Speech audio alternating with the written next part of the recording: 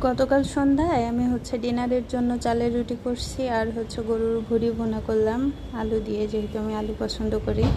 So এটা রুটি বানানো আমার কাছে খুবই ইজি একটা, আমার কাছে মনে হয় খুবই ইজি। আর চালের রুটি তো কোনো কথাই নাই।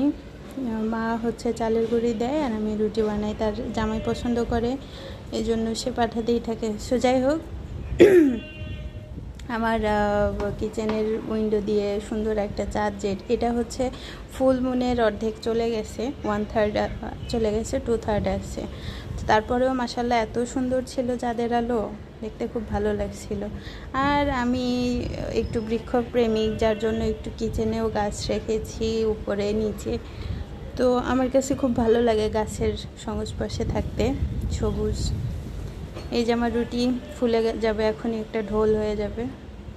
এটাই মনে হয় লাস্ট রুটি ছিল, তো 3 কোনা হয়ে গেছে, এটা কম পড়ে গেছিলো।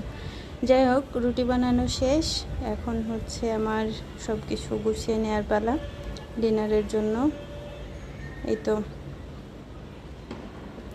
একা তো এক হাত দিয়ে এটা খুলতে পারতাম না, পরে দেখি হাজব্যান্ড এসে আমাকে হেল্প করলো। Wow, so nice of him.